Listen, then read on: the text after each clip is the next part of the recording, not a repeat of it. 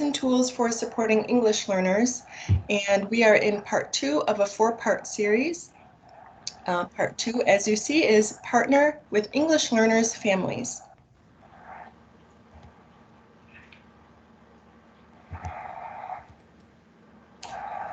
So we want to welcome you today. We are going to do a round of introductions since we will be spending the next 90 or so minutes together. I am Anika Harris. I present PD on English language acquisition for Aussie, and I'm joined by Jennifer Norton. Hi everyone, this is Jennifer Norton. Glad to be with you today. And our third member of our team, Santiago Sanchez, you see here in the picture, and hopefully you will attend his professional development sessions on dual language in the future. So we have transitioned from WebEx that we used during part 1 to Teams for part 2, and I'm just going to go off script for a moment to ask Jen, would you like me to give control to you, or would you like me to advance the slides for you? You can pass to me, and if that doesn't work, then you can advance. Okay, thank you. All right, so we are excited to get started today. We have some agreements and practice set up to help us have a productive time together. So we are so pleased that you're here in this virtual setting, and hope that you will stay with us and stay engaged. And you know, we're here to collaborate. So we hope that you will share, speak your truth, and feel, you know, open to ask questions and share, you know, the good practices that you are doing, so everyone can learn from one another. And as people share, let's all assume positive intent and be kind to one another, as we're all navigating new things and we're all in this together. We'll do practice on using some of the features of Teams in a moment, but I wanted to point out at the bottom of your screen, you should see a little bar that looks like this one, and just make sure that you are on mute unless you are talking to reduce background noise for others.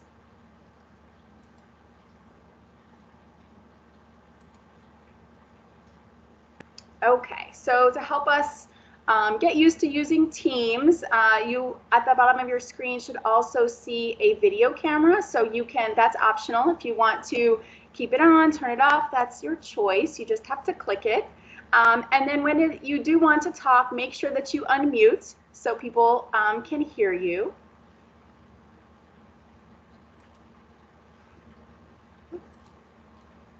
Oh, let me go the other way. Okay. And then there is a hand raise button. If you can do a hand raise, raise your hand if summer is your favorite season, just to see if we can see everyone using the hand raise button.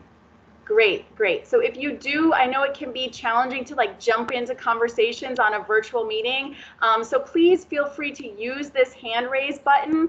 If you would like to go off mute and take a turn, we want to welcome that. So please do feel free to use that. Thanks to everybody. I see Sandra, Vesna, Peter, several others have used the hand raise. So thank you for giving that a try. And we're also going to use the chat box a lot. So click on that little little icon there, and you can see the chat. Okay. Okay. And okay, I see you have the 3 dots option, but not a hand raise button across the bottom. Okay. I have one here next to the 3 dots. Okay, I'm sorry about that. But I hope that everyone can see the chat box and just practice using it. What is your favorite season and why? Drop a quick response into the chat box just so we can get used to using it, and you can feel free to drop ideas in there. I'm going to do it as well.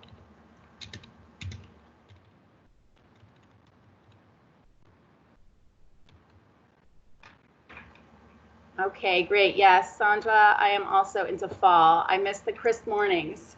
Spring, yes, spring. There's nothing like spring. Great. I love seeing everyone's answers.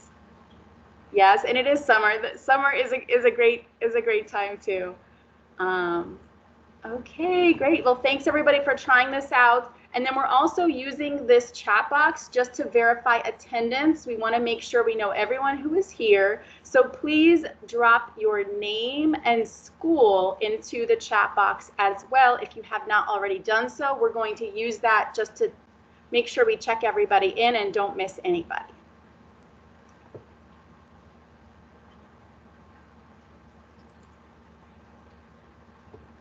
Okay, so take a moment to do that. Thank you. I see all your names coming through.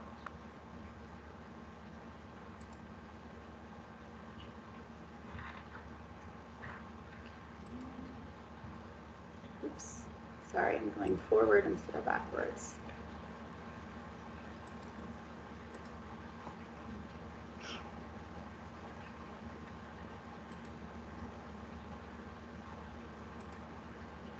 Okay.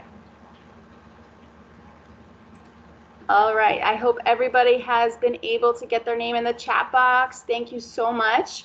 Now, this session is going to be very interactive. Our goal is to make sure that you all have a chance to talk with one another. And, you know, we love being together in the big group, but it's so much easier to really talk when you're in a smaller group. So we're going to be splitting out into breakout groups by last name. And you see the links here on the screen, and the last name that will go with the group, each group. I'm going to put the links into the chat box, but before I do, I just want to point out, and Anika, I don't know if you can move this gray box at all, but I want to make sure to show everybody what's underneath it, because that is key for getting back from the breakout group to the main group. Okay, so as you read this, just take a look at which group you would be going into. Now, if you are in last name A to D, you have it easy. You don't actually have to click anything and go anywhere. You can stay in this main room.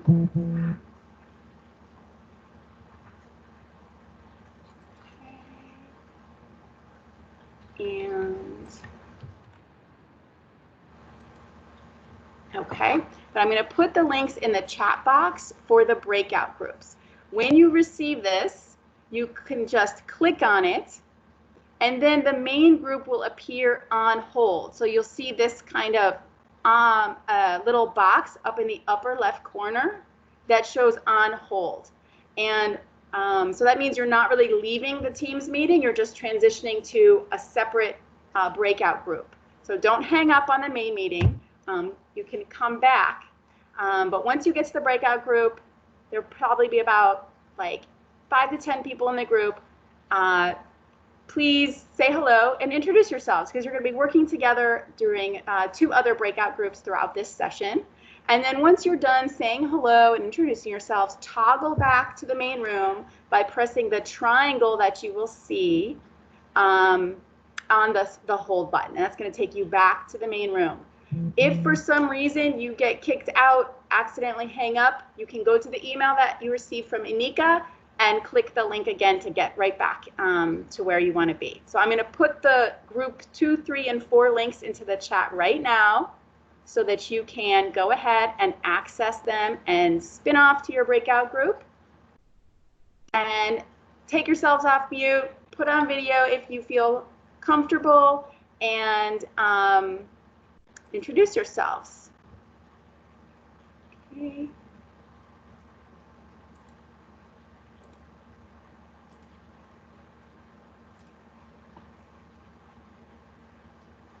All right, I see people going on hold, so that means they're going off to their group. And then Anika and I will back away. We're going to turn it over to everyone who's in group 1 to give you all the chance to see each other and introduce yourselves.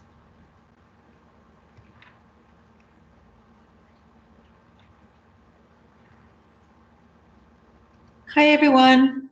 Can you hear me? Yes. Okay, I'm Sandra Gutierrez, Director of Language Learning at DCI.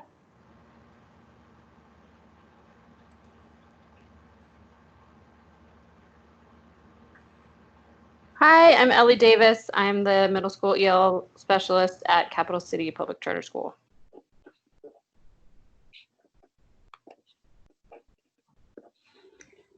Hey everybody, this is Rachel Cheney. I'm the EL manager at Meridian Public Charter School. Good afternoon, all. My name is Tawana Austin, and I am the 12th grade assistant principal at Roosevelt High School.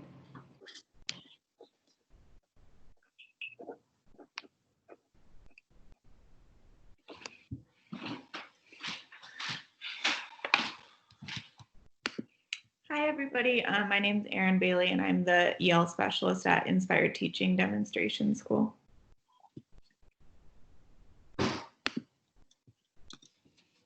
Sorry if I'm repeating myself. I'm not sure if I was muted before, but I'm Sarah Cole, 5th grade humanities teacher at Capital City. Hi, Sarah. It's Ellie. I said hi to you earlier and you didn't respond, and that's how I discovered I was muted.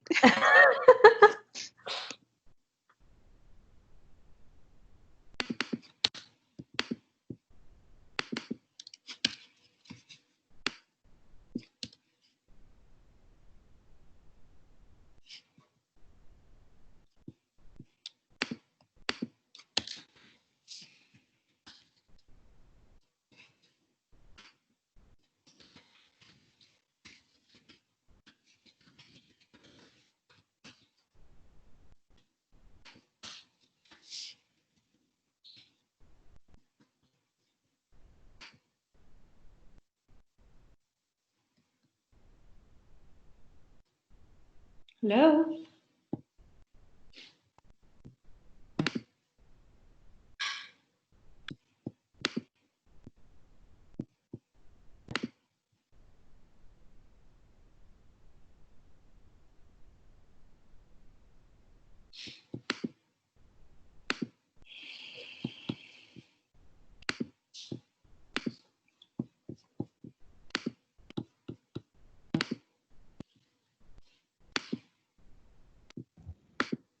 And those of you in group 1, just sit tight. We'll be gathering people back into this main room / group 1 virtual space momentarily. Great.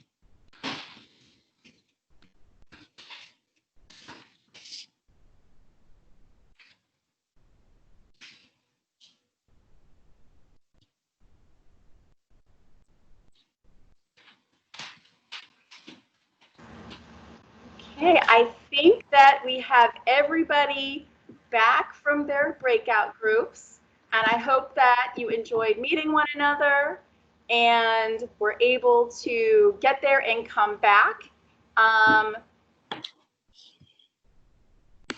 You You should be able to be on both, so we can try to troubleshoot if anyone had trouble or needed to hang up in order to come back. Okay, so we'll try to make sure we've got you all set up, Christopher and Anna, for the next set. Okay, so this is why we practice, so we can sort out any little issues as we go right now.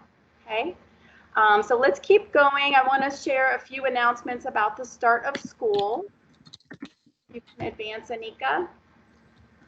So just very quickly, this start of school webpage has lots of details about the 5 priority areas related to start of school initiatives. For English learners, the key place to go is for early access to student data. That will provide you some checklists about getting started serving English learners and information about the early access to English learner Click app as well. And I'm happy to tour you around that afterwards if you need any help with that. But let's go to the next slide. Okay, and then this is the calendar for summer sessions that are specifically related to the start of school. So you can see there's a lot of things happening throughout July as well as August. We will have part 3 August 5th and part 4 on August 13th. Okay, next slide, please. Okay, and I also want to highlight this initiative called Kid Talk, which is when staff come together from different schools to have discussions about specific students, and it includes both quantitative and qualitative data with the aim of helping students with that transition to high school and ensuring that, you know, receiving school staff just have a better understanding of students and where they're coming from so they can plan accordingly to have, you know, as much set up as possible for a smooth start to the school year. We're recording all of these webinars and they'll be posted on the Start of School webpage. So that's a great question. We'll make sure that's there as a reference. And again, if you have not registered for the upcoming sessions or you know of others who would be interested, please do register. All right, next slide. Okay, so today's session is going to focus on family engagement. We'll talk a little bit about language access, and we'll spend a lot of the time giving you the opportunity to talk about family engagement plans and craft family engagement plans with your fellow educators and EL coordinators. Okay.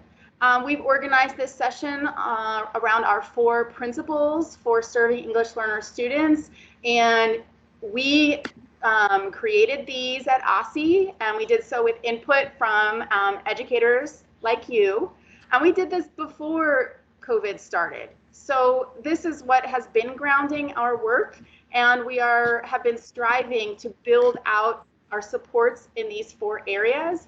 And so what we're doing now is trying to work to apply these same principles to our new context of virtual learning. So these still really matter, but we're just looking for new ways to apply them and are so excited about all the creativity and solutions-oriented problem solving that we know that you're all out there doing, and appreciate that you partner with us. Okay, so I'm going to talk a little bit about the guiding principles for continuous education that have been recently released by OSSE. They fall under 3 pillars of high expectations, equity and access, and family engagement. And so the purpose of these is to provide LEAs and families with clear and consistent expectations for continuous education that will take place during the 2021 school year, and to help you, to help LEAs to develop effective and equitable continuous education plans that will strive to meet the needs of all students and that are developed in partnership with families. And these are also intended to help support families in understanding what they can expect for their students and the two-way communication that schools should establish with them. And I will say that OSSE has developed these in the spirit of offering a target for excellence rather than a floor for compliance.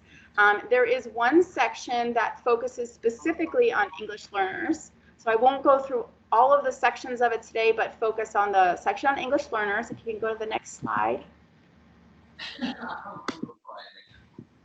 Okay.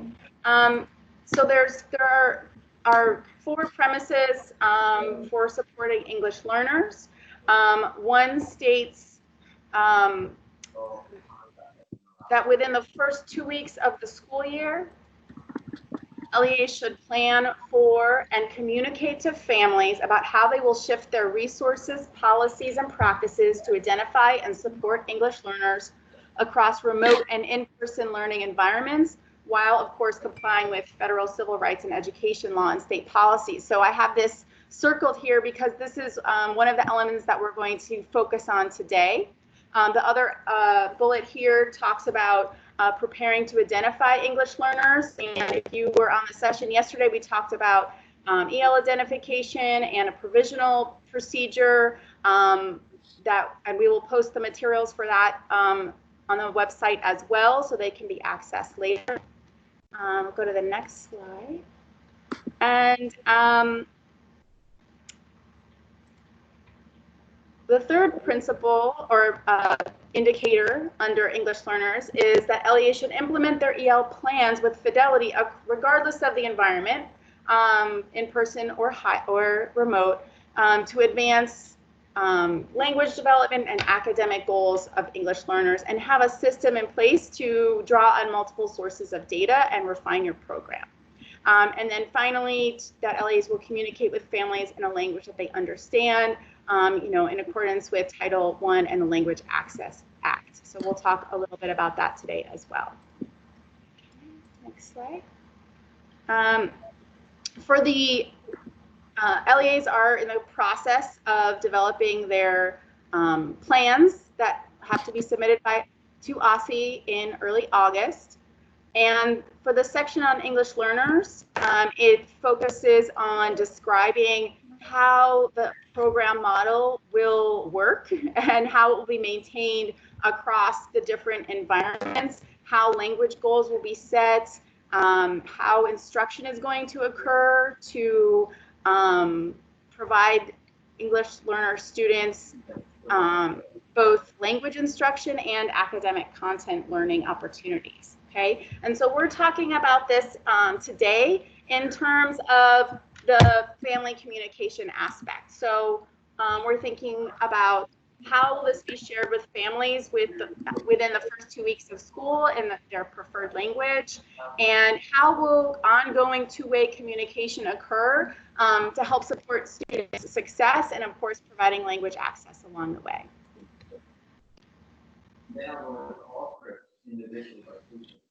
We will be working with a We Know Focus bulletin today that focuses on family engagement.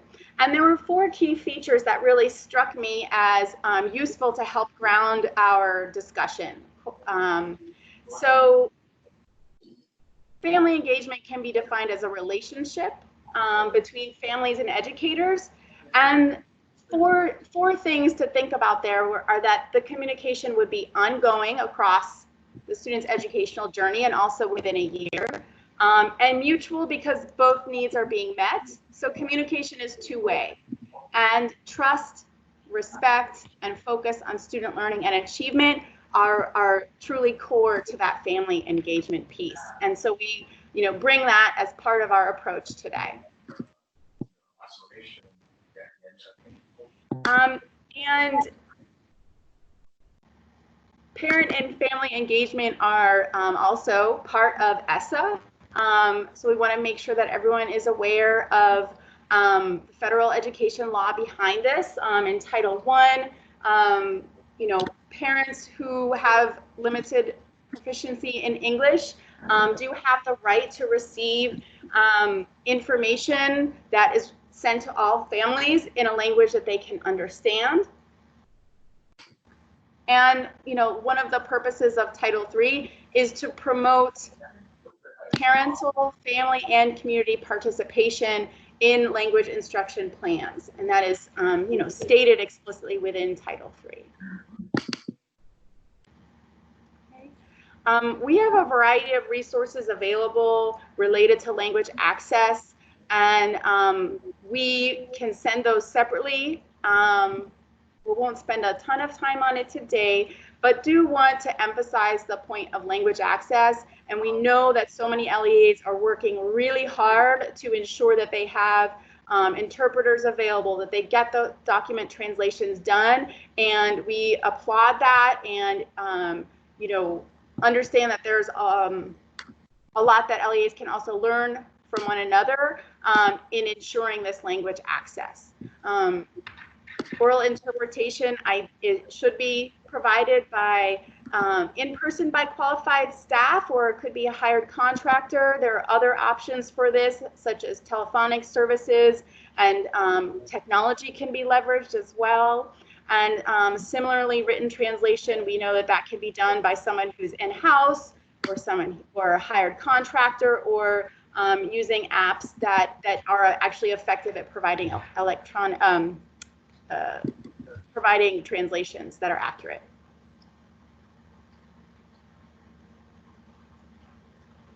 Okay, so as we embark, we just want to start with a silent reflection. This is a section on communication and relationships with parents and families of English learners that is in our school readiness reflection tool.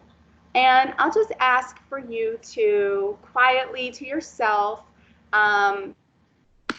reflect on where you are with each statement as I read it aloud. Okay, are you feeling like, yes, we've got this, it's in progress, or no? And so just do that little silent self-assessment to see kind of where you are and help you decide where you might want to focus your own goals in family engagement. The first one says, the school provides information about programs, services, and other activities in a language parents understand as much as possible. Yes, in progress, or no? The school has procedures and systems in place to provide interpreters for parents if needed or requested. Okay, third one to reflect on, the school conducts outreach to engage parents of English learners in regular school functions and meetings. The school provides training opportunities to parents to increase their participation in their children's education. The school keeps records of all parental involvement activities. So just reflect on that. And if there's anything there that you're thinking, no way, we don't do this at all, or, yeah, but we're in progress and could be better, just bookmark for yourself if that may be an area for you to try to advocate for or focus on in the coming year. Okay, and now I have just talked quite a bit, and I promised there would be lots of interaction. So our next slide is going to start to hear a little bit more from you, and I'll turn it over to Anika. Hi, everyone. Before we move into the next section of the presentation, I'll just remind everyone to check your screen to make sure you're on mute. You can mute yourself by clicking the microphone icon. Looks like a white microphone, and once you are muted, there should be a line going diagonally through that. Once you do that, everyone participating will have a much better sound experience. Okay, so we're going to do an activity through Poll Everywhere.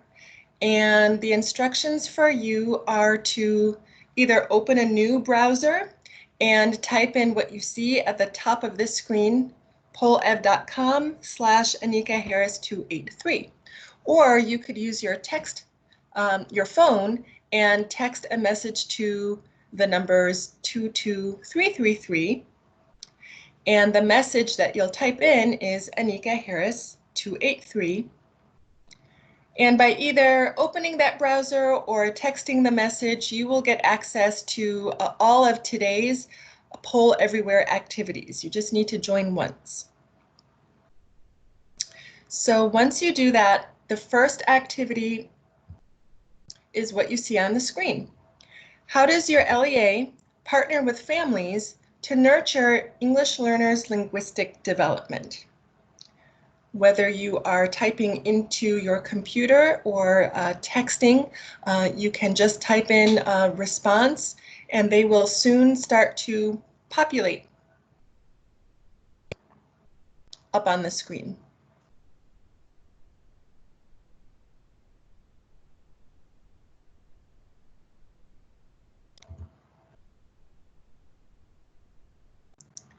So I'll give you a couple of minutes to join and then go ahead and respond to the question on the screen.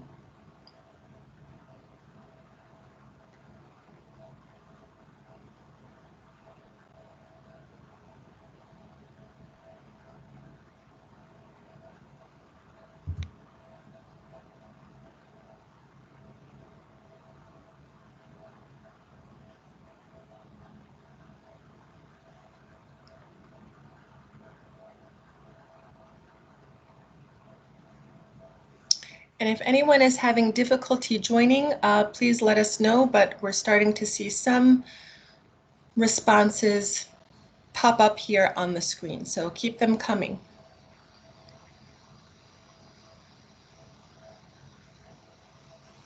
We do anticipate that everyone is coming with a different set of experience related to supporting English learners in your role, from brand new to this, I really don't know, to I'm a veteran, I've got this all under control. And so that's reflected in some of the responses here. We're seeing, I'm not really sure how our LEA is going to partner with families. We have scheduled required parent conferences. We use Google Slides virtually, or we engage our language access team to partner with the staff in order to provide language support. And other comments coming in include family engagement celebrations,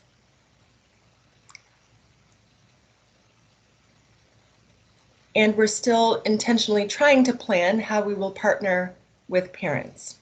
So as you go through the responses, you'll probably see some commonalities, some patterns emerging.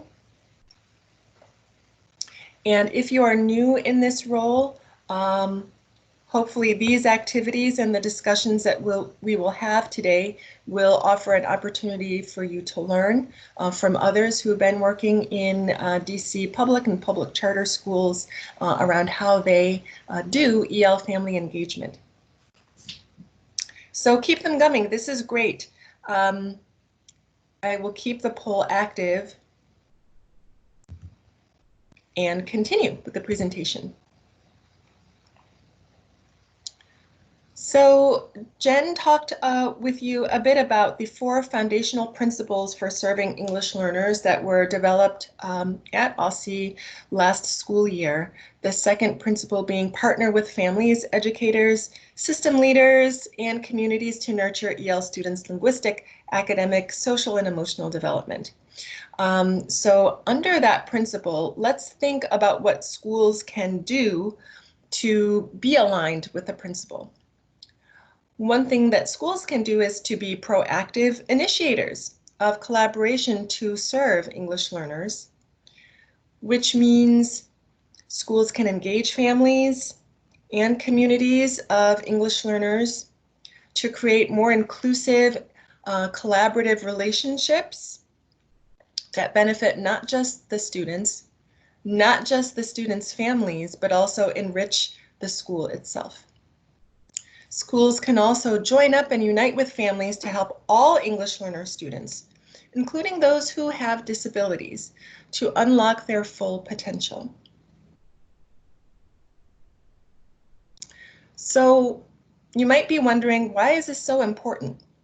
Or you might have some great ideas sparked by our activities and discussions today that you take back to your school or LEA, and then you hear, well, why is this even important? Why do we need to talk about this?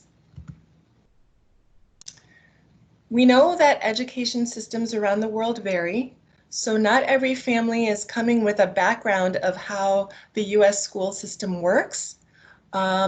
Even within DC, there are so many different models for a public education, and within our city, how those systems work varies from LEA to LEA. So parents may need an education or a primer on how school works in this country, and by extension, how your school works, because it may differ from other schools in DC. It's also important to talk about this because individual family members may have their own experiences within education systems that may make them very enthusiastic about partnering or make them reluctant to partner. They may have some preconceived notions about what it means to send their child to school and partner with the school system, if partnering with the school system is even a concept that they have at all. And last, but certainly not finally, one other reason to talk about this is that navigating our US school system may be new for some families of English learners. And as I mentioned, they may not have a concept of partnering with the school. Once it is explained to them and they get that warm welcoming and feel included into the school community, they may find that they've got some new ideas for how to support their student that they may not have had before.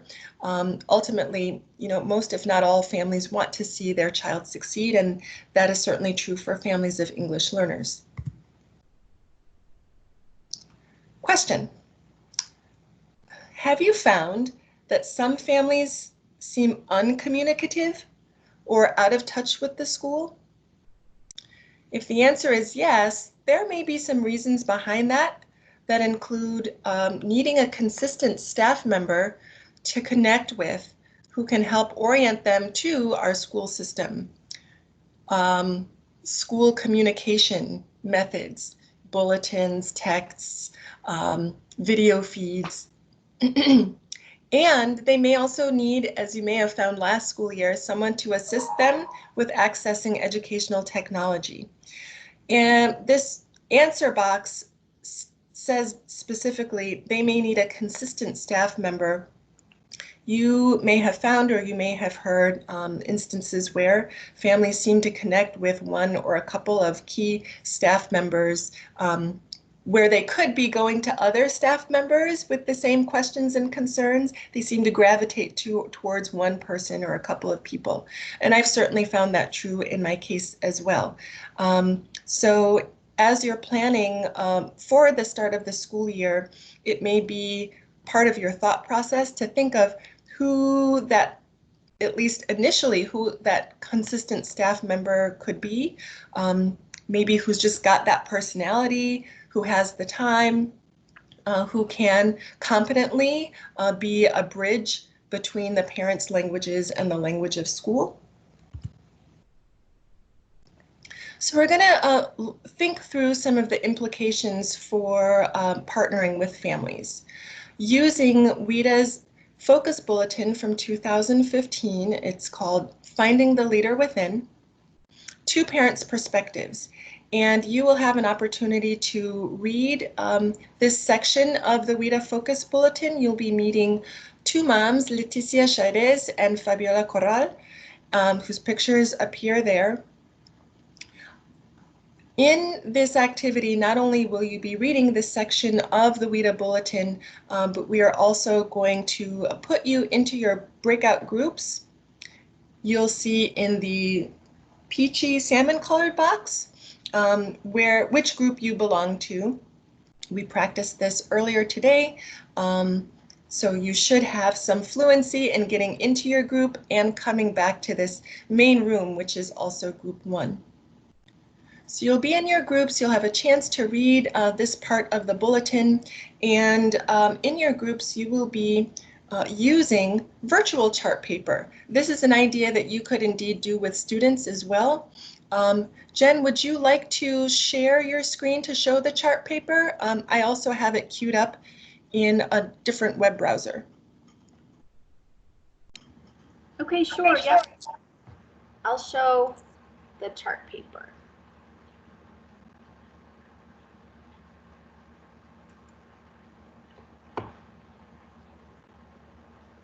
Okay. Okay, hopefully everyone can see that now. Can you see this chart paper?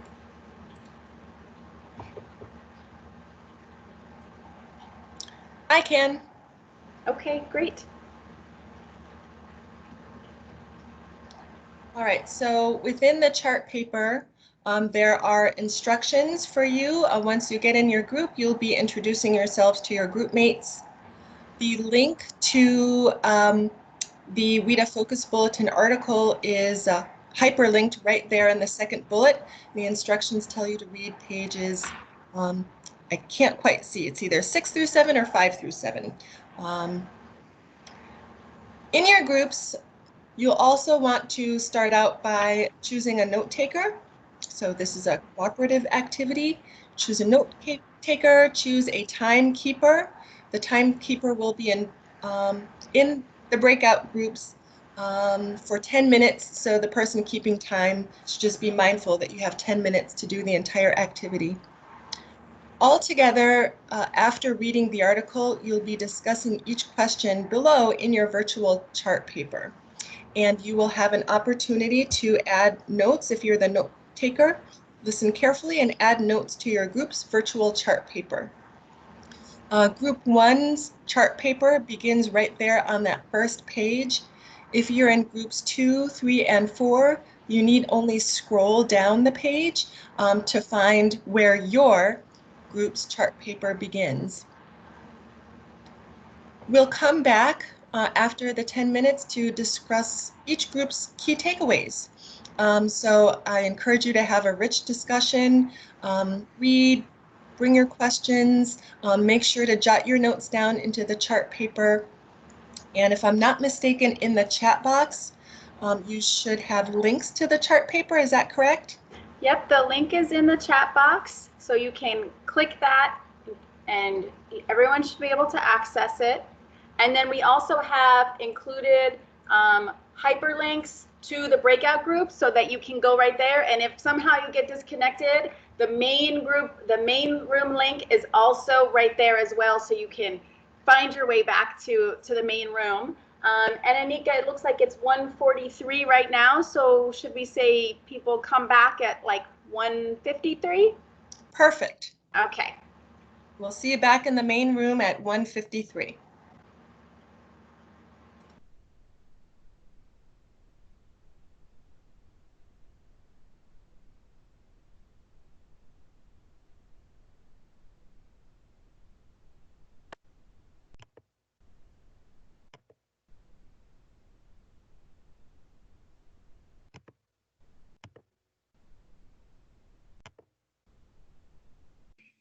Hi, everyone.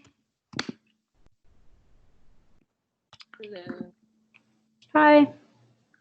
Okay, what page? 6 and 7. Okay.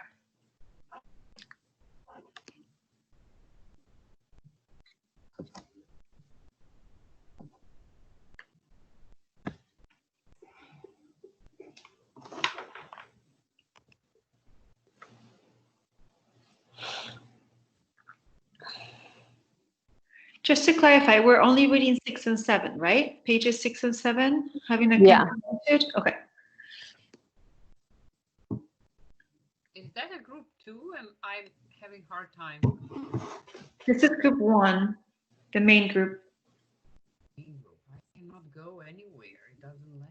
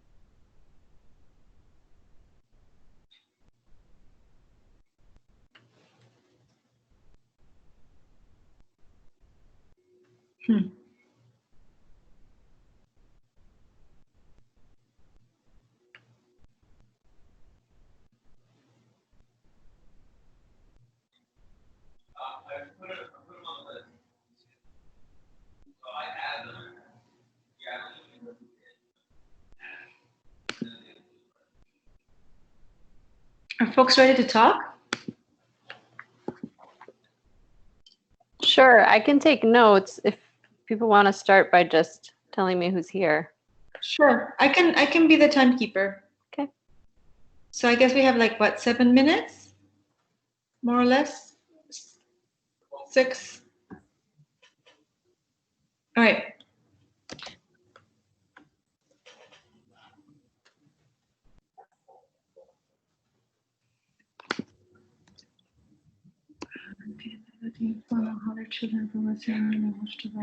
So I can see Sandra and Rachel popping up on my screen. Are there other folks here? I am here, Sarah Cole. Oh, but yes, of course.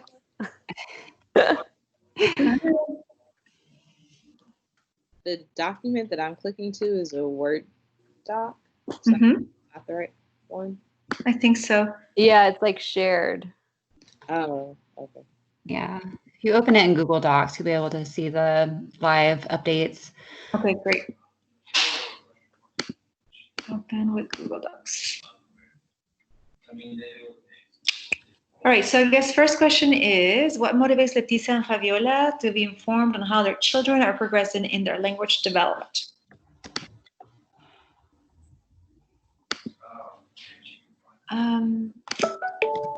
It appears that their motivation. Hi, my name is Tawana. It appears that their motivation is the fact that they don't want them to lose their native language of Yeah. Spanish, and equally important as learning English. Yeah. Yeah, they're totally aware of that language loss, right? Because of how dominant English is. Yeah.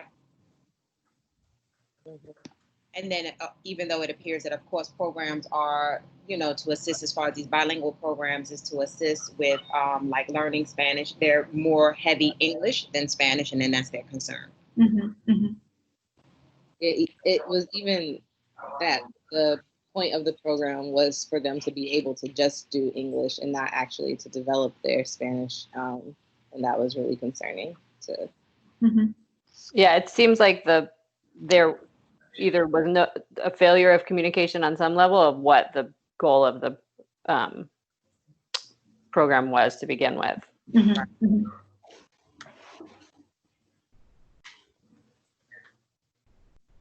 Do we think we're ready for the next question? Yeah, I think so. Out to her son's school, it became clear that what endeavor would be Fabiola's responsibility.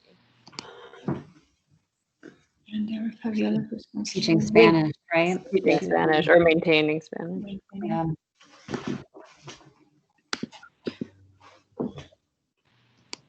I think, I'm not sure if this is answering the question, but I think that they felt like it was necessary to be present, physically present in the school and volunteer, even though it was difficult.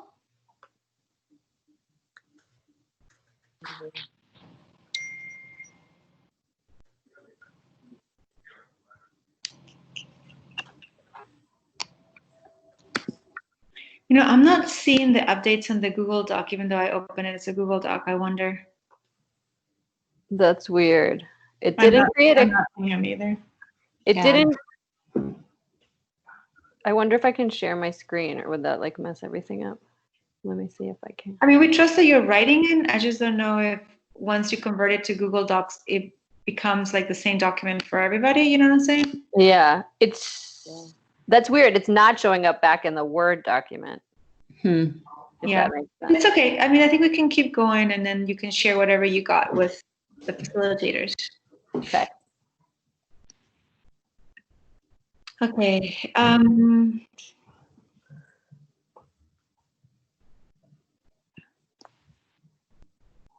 Both Leticia and Fabiola feel there is an urgent need to ensure parents are aware of what 3 things?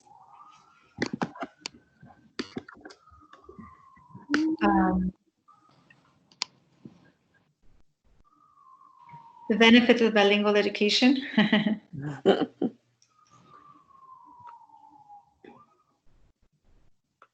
It's one of them, I think.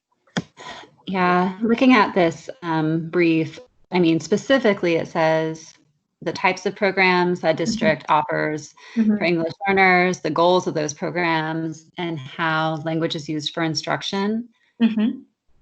Agreed. Which, yeah, seems like, you know, that those were things that they did not have clear information about when they enrolled their children in the transitional bilingual program, that those were not clearly defined and explained. Thus the misunderstanding about how English was the goal and her son was transitioning out of the bilingual program. I feel like sometimes that's not even clear to us as educators, you know what I mean? Fair enough, yeah. I have to explain it to my colleagues all the time. I'm like, what is English language development? How do we serve ELL? So much less to parents, I think. Well, especially if you're a charter that's, I mean, I think most charters only have one model for ELD. So what, like, if you're trying to talk to parents about their options, like you might be talking about other programs that you're not familiar with, or, you know, what's going on in DCPS, which it's just not like, it's not the same district in the way that it is in a lot of places. Right, right.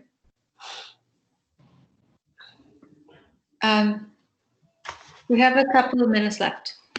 It looks like more like 1 minute.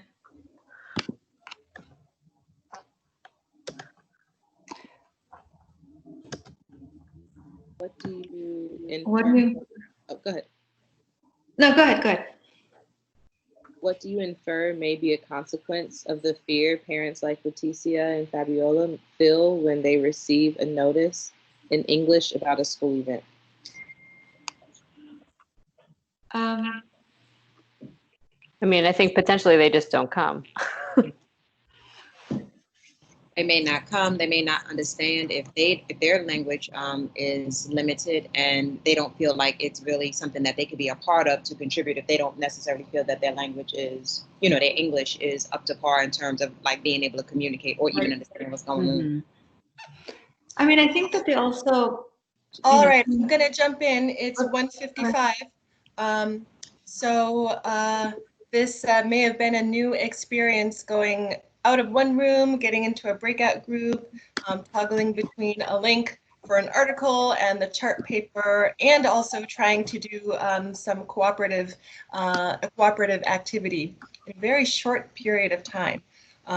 Sort of mimics the experience that sometimes our students have to go through, or mimics the experience of us as educators trying to put activities together in the classroom with limited resources or limited time. So I apologize to cut everyone off short. We are going to debrief. And I see that some people put their reflections into the chat box, which is perfectly okay. If you were not able to either see your comments in the Google Doc, or it seemed like the Google Doc wasn't updating. For our whole group debrief, maybe one person from each group could respond to the questions here. Was there anything that you thought, this is missing in our schools? family engagement. And I want to do something about it. What would that thing be? And what were your takeaways from the article? Maybe you can sort of summarize it for the group. You may alternatively want to respond to the second question in the thought bubble. How does it feel to hear the voices of families of the English learners at your school? And how does that lead you to achieve what students want, which is what we see in the article, to feel included in the school community? I know Group 1 read the article and got some discussion going. Would anyone like to respond to reflections of the article and about questions on the screen? Anika, I see Andra has a hand raised. Oh, great. Go for it. Oh, thank you. I was thinking that my school has a very good group of people working on family engagement. They have wonderful events, and some parents are very excited to participate. But I was thinking that one thing that is not done in our school, as far as I know, is training for parents. And with the virtual learning, I think that is so necessary for the parents to know how to use all the software that we are kind of imposing to our students these days. And for example, we are having our parent-teacher conferences over the phone while the kids are supposed to use Teams. I think that also parents should be invited to start to learn all the software programs that their kids are supposed to learn a little bit, just a little bit, so the communication flows a little easier between us. Yeah, thank you so much for sharing. And virtual snaps, I think across the country and probably across the world, parents are feeling they need more training around the technology, and schools have seen that they do need to do some parent training, not just around what is school, but how to make virtual schooling work smoothly. I think, can I talk? Yeah, go ahead, Sandra. So I was thinking a couple of things. I feel like one of the things that really stuck with me is how culturally so many of our EL parents, particularly the Spanish-speaking Latinx community, is so into coming to school and knowing one person and having like a contact person. And I think that has developed at our school in different ways, but in a very non-systematic way. Like I wonder how I can work with our leadership team and my ELL teacher team to really think about who is the point person for each parent and have a little bit more of a system to it. Because some of those relationships just happen because there is like chemistry, and then they call you for everything, even though you're not the perfect person, but you then kind of like advocate and connect them to the right person. I just think that we could benefit from doing some almost like caseloads of our ELL parents, and something I want to think about. We're doing that more with our ELLs, like, there's a point person for each ELL around their English language development, and check-ins, but I think we could do it with EL parents, because that personalization is so important. Yeah, thank you so much for bringing up the topic of a caseload approach to reaching out and sustaining engagement of the families of our English learners. Thank you. Is there anyone else who would like to share? You can either raise your hand, we'll unmute you, or go ahead and speak up.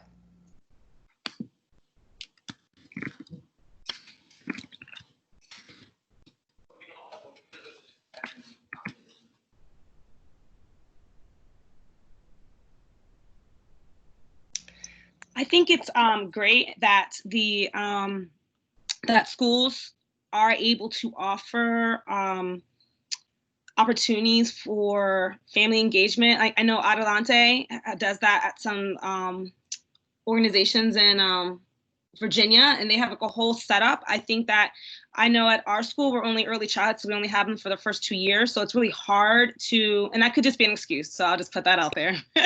But I think it's because our turnover so quickly that we by the time we learn, we have strong bonds, they're gone. But I think that if a school can find a way to promote family, and I will try to find a way at my organization too, to find ways to bring families in. I mean, it's crucial, but now unfortunately because of COVID, that's gonna be kind of on, I'm sure there's virtual ways that we can do that. But I think this is a great time for organizations, including mine and myself, to really think about when we are back and we know the importance of engaging families and students, what are we going to do to make sure that we are instructing them in case the next issue comes along and we have put all this, we need them to support the kids, have we really supported them to support the children? So it's really just my thought of, this has opened my eyes to, if I didn't believe in parent engagement, I 100% do now. But it takes the school to have to think of ways to support the families, not necessarily putting all the ownership on the families. And you said something, I'll just quote you, bringing the families in. Even though we are virtual right now, or most likely, most of us are going to start the school year virtually, we can still have the mindset that we aim to bring families in, even if in, quote unquote, looks a little bit different at the start of this school year. So thank you all for diving into that activity and joining together to go through the article and reflect on it. We hope that some of that informs your planning for EL family engagement. We're going to move along. In the WIDA Focus Bulletin, now you have the link. We have also provided in some of my reminder emails, and we'll send a follow-up email that will have the link to the WIDA Focus Bulletin. You'll see this list of guiding questions that you can use if you are the primary person coming up with a plan for either starting or maintaining an EL family engagement plan, or if you have a group or a team that's doing this with you. These are some questions that you can go through together. I want to just point out question number 3 here on the screen. How can we work together to support the academic achievement and language development of English language learners? So, one goal of family engagement is to make families feel included, but by extension, if they feel included, research supports family connections with school, leading to improved outcomes for students, both in their academics and language development. So let us not forget that is part of the goal with family engagement. All right, family input. How do we find out what it is that families want and need? You may have at this point been reflecting on how spring 2020 distance learning went and are at the point of coming up with ways to make the upcoming school year go smoothly and perhaps also finding avenues to reflect upon how the upcoming school year is going. We have another Poll Everywhere activity for you, which will ask, what have you learned from families about their hopes, dreams, and fears for their children?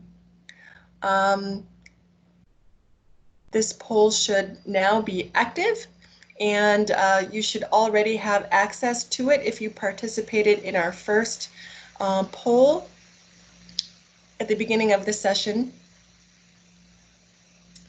And if you joined a bit late and didn't do the polls, you see at the top of the screen the website that you can use to join this poll and type in your responses.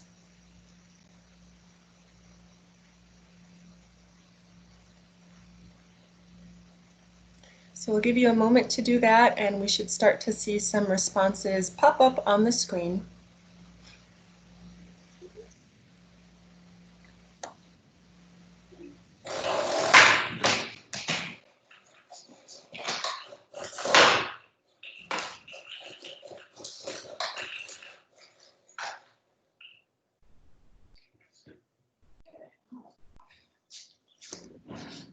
And you may notice this is an activity where you can upvote if you feel strongly that a comment, you know, it really resonates with you or it really smacks true.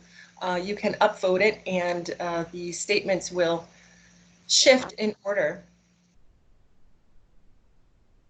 Poll Everywhere is something you too can use if you haven't already as an instructional tool to engage your students, even engage families if you're doing a parent training virtually. So we see some comments here that families want a better life for their children. I'm all about the second statement. For my children, I want them to be happy.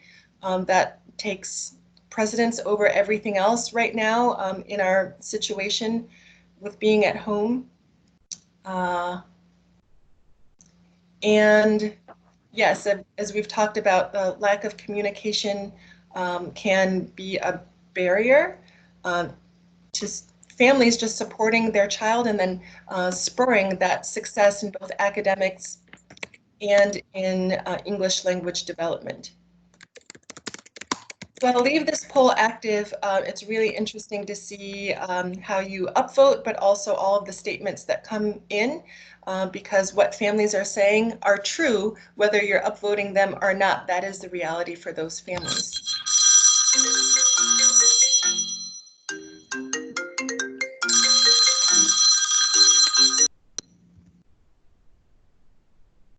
Okay, we're going to move on to the next poll. Sorry about that.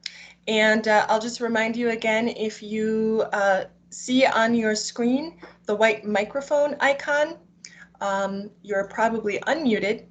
You can click on that white microphone, mute yourself, and a line will appear through it diagonally. That means that your sound is off and we'll have a better sound experience. So there is another poll here that will also have you asking through the website or the text method, what methods have worked in getting to know families and in staying in touch virtually? If you're new to all of this, we'd love to see your responses so that others can learn from you. And you can go ahead and type in there.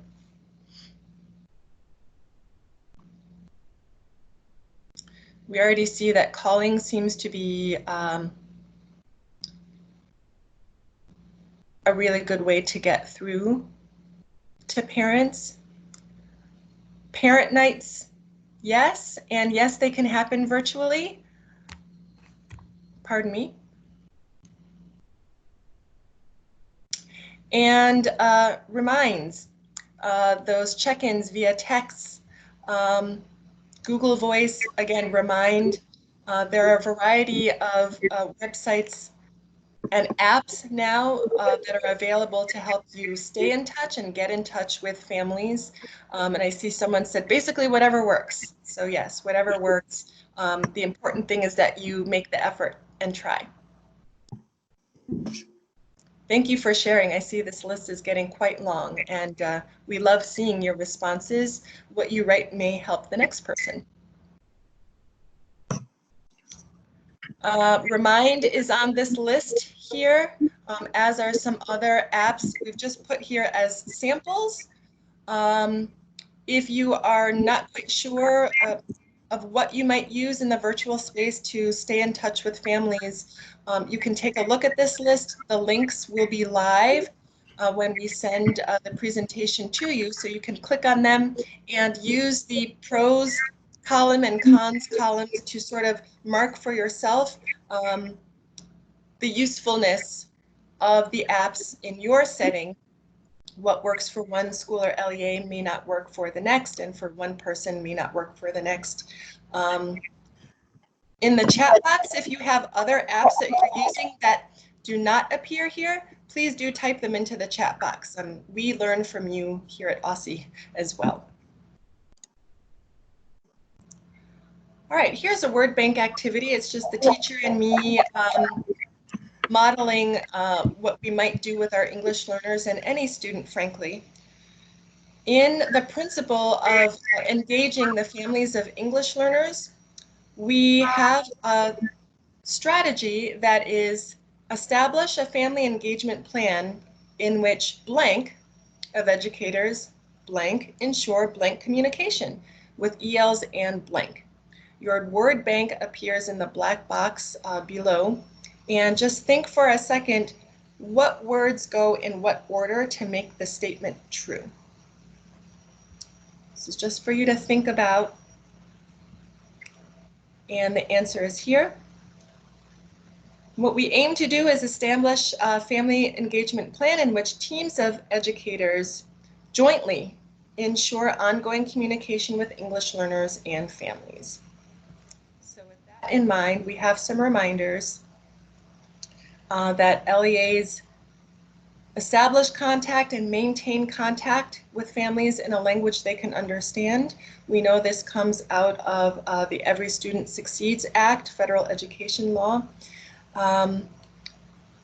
Another reminder is to maintain that connection by offering the language support that families need. So you need to find out if families need language support, and if so, do they need written language support, which is translation, or spoken language support, that's interpretation, or do they need both? And in what language or languages? Also, be mindful of the method of contact that individual families, so we're not talking about a homogeneous group, individual families will have their own preferences. You may have a tracker to keep abreast of, does this family prefer text? Does this family prefer phone calls, emails, and so forth? And also keep abreast of their most up-to-date contact information. English learners and their families tend to, not necessarily always, but tend to be a very transient group, and living arrangements may have changed during this situation. Phone numbers may have changed, so keep it on your calendar that you may need to check in with families to make sure you have the most up-to-date contact information. And with that, I will turn it back over to Jennifer.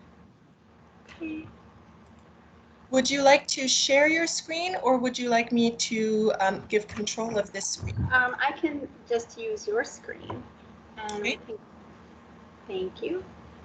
Yeah, I've really appreciated hearing what works and what you have already been doing, and all of those extra links that you go to support your families along the way. And for this next section, we're going to break back into groups because we know that you need to hear in more detail from one another about what you're doing and what things you're going to systematize for the year. It's like there are all of these different things that work, and I heard Sandra saying, well, I want to turn this into a system. And we know that you want to put your plan together about what is it that you need to communicate with families within the first 2 weeks of the school year. We know that during our time together, we won't be able to actually create a full family engagement plan, but we want to give you the time to think about the different variables that affect how you make these plans, and then to just be able to share and work together. So we, for our next activity, we have these 4 different aspects of a school: languages, current levels of engagement of families, preferred methods of communication of families, and familiarity with the U.S. school system. We know that these are different things that can affect how you approach family engagement. So we're going to ask you to go back into groups, and when you do, we want you to be able to share what's real and alive for you at your school, and to then kind of work together, use what you know to just don't spend much time on this, but quickly select a variable from each column that represents a school profile. And then we'll ask you to create this, start to create a plan that it pulls out what is it that families need to know within the first 2 weeks of the school year, particularly related to the program model, and then trying to use these principles of ongoing and two-way communication, using families' preferred language, mutual relationships building on trust and respect, and focusing on student learning and achievement. Okay, and as you talk, you might find that there are other things that you would want to add to that checklist. In the Google document link that I am about to share, let me click it now. You can start to access it. We've created a template that tries to lay out the different things you need to think about when determining what people need, what the communication and engagement is about, what your goal is, who you're going to engage with. This may also include which teams of staff are involved, in addition to focusing on students and families, how you're going to do it. And we know that there are creative things that have already been started, and this is a time for you to share. How do you see it through to the next step? How do you follow up to help see success? And then, of course, we want to give space and visibility to language access as well. I think for the sake of time, rather than come together in debrief, we'll have you have rich conversations in your groups. And then when we come back together, it will be just about closing time. So I'm going to ask you to please click on the link here, and I will show it as well, just to help everybody get situated. And again, you will have the links to the breakout rooms in the Google document, so that if you need to reconnect back to your breakout group, you'll see that the links are right there for you to click. Okay, so once you navigate to the Google documents, you can find your group and you can kind of break off into your group, and we have a page for each group to add notes. And this is going to be accessible to you afterwards. So anything that you want, we're not going to take this access away. You can come back to it, and please work together to create a plan for communicating to families within the first 2 weeks of the school year. And for the sake of time, you may be focusing mostly on what is it you have to focus on and communicate about, and what's your outcome, and then brainstorming a little bit about how to be creative up to do that. Okay, so I will pause here. I will also drop the links to groups 2, 3, and 4 back in the chat, and then ask you to go ahead and go out to your breakouts. If you have any questions at this time. Yes, I have a question. The groups are the same as a few minutes ago? Yes, we'll keep same groups, just to keep it easy. Yeah, thank you. Okay, thank you. And yes, you should be able to edit it. If you're having trouble, let me know. Stay right here.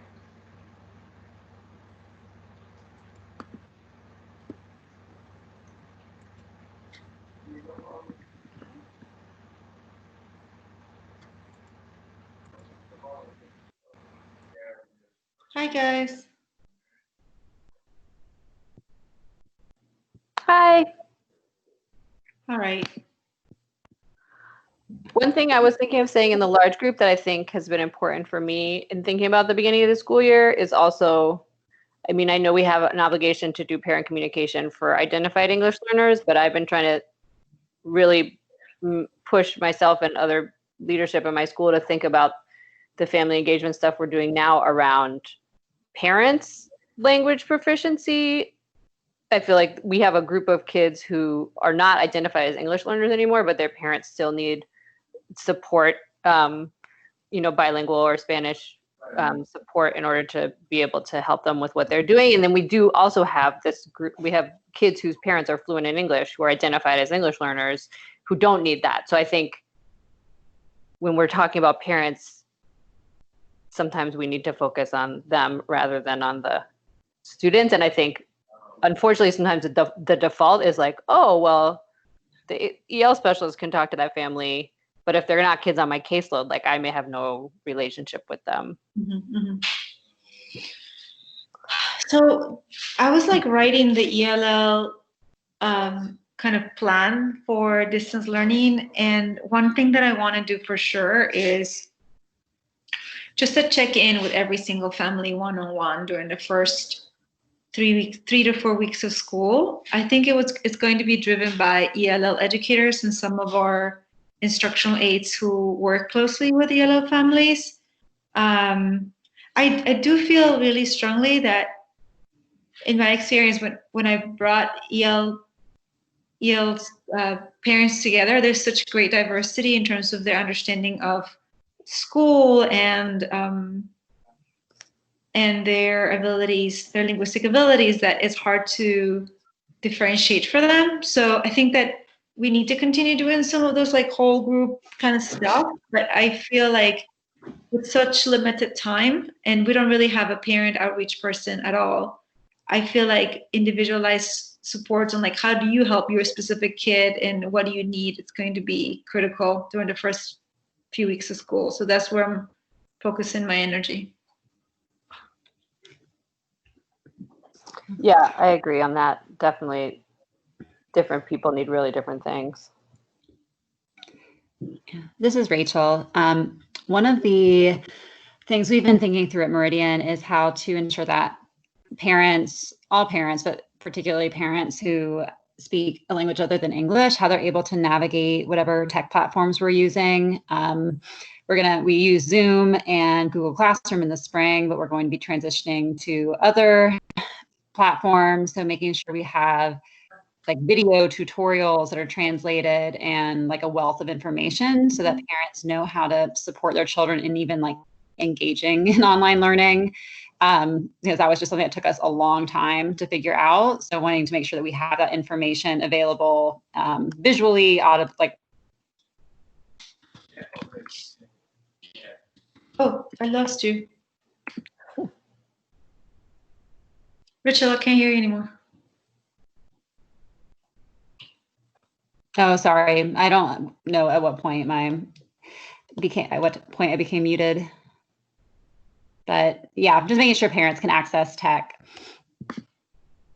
I would take it even down a level. I feel like a lot of the confusion we had in the spring was even around like the basics of like when to show up and how and what needed to get done. So I think, you know, we're working with middle schoolers, like a lot of the kids are able to navigate how to get on a Zoom on their own, but they still need an adult to say like, it's 10 o'clock.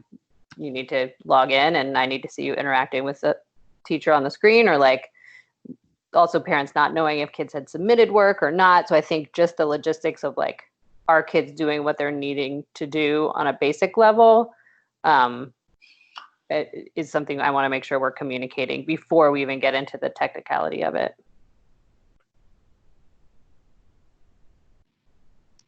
Yeah, we in the spring, my grade level team hosted like a webinar to explain how to navigate the schedule that we were using for the kids and how to check like that kind of stuff, whether or not their assignments were turned in,